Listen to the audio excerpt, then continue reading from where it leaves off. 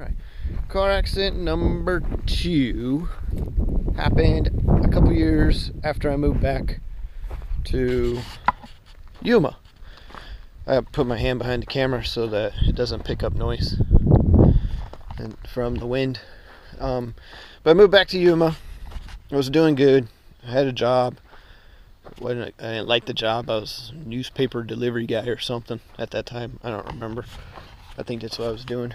But at least I was working. So one day I was out doing something in town, driving around, and I came around a corner, came off of one road onto a different road. So I was making a left-hand turn onto this other road.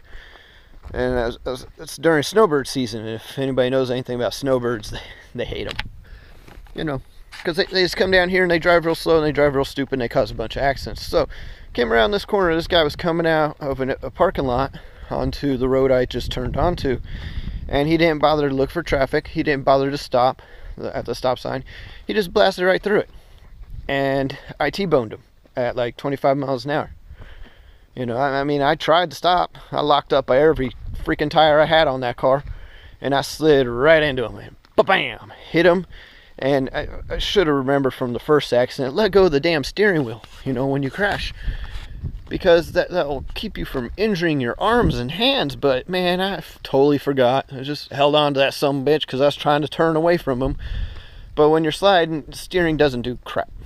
It doesn't help turn. So I slammed into him, holding the steering wheel with one hand, because the other hand was busy downshifting like mad, trying to get to reverse so I could slam it into reverse and not hit the guy, but I still hit him anyways.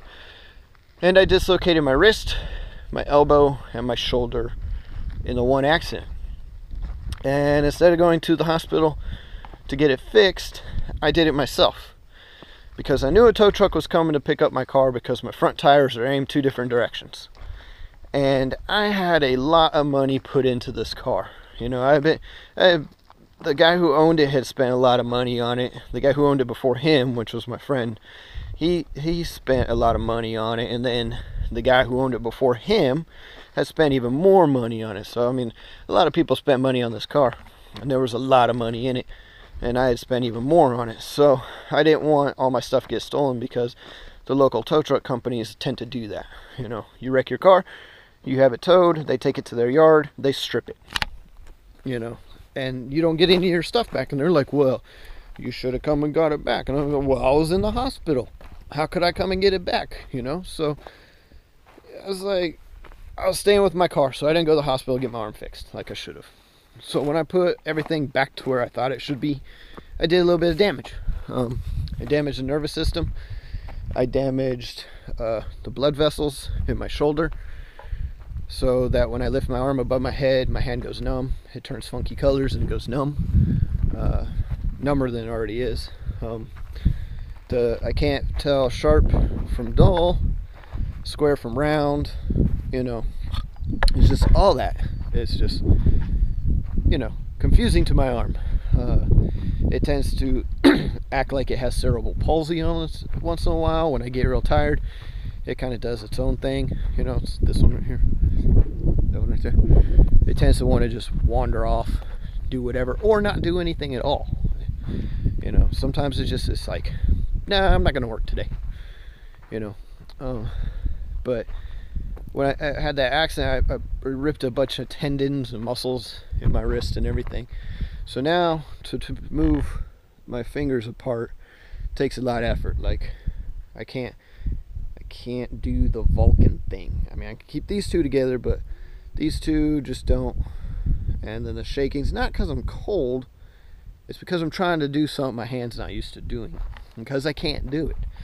You know, so it makes the muscles twitch, and that's probably about it right there. I mean, I can go like that, you know, but spreading the 2 middle fingers is not like this hand. Oh, look at that. Yeah, that one works good.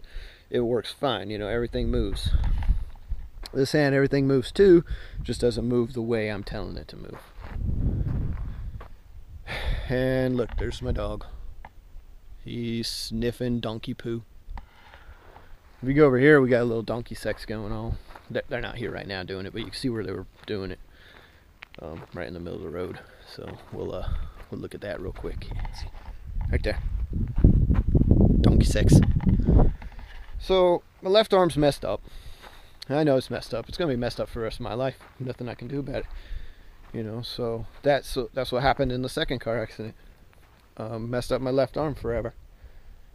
So now I have a left arm that acts like it belongs to somebody else. I mean, I control it pretty good now. I mean, it took a lot of effort, you know, a lot of time working with it to make it do what I want it to do, but it works all right now. So it's not too bad. If you like the videos, hit like, hit subscribe, send it to your friends, put it on Facebook, you know, do whatever you need to do with it. To tweet it, retweet it, tweet it out somewhere, you know, send it to people. Get people to come and check it out. If you know somebody with fibromyalgia, send them over, you know, have them ask me questions, you know, all that good stuff, right? All right, cool. We'll see you around.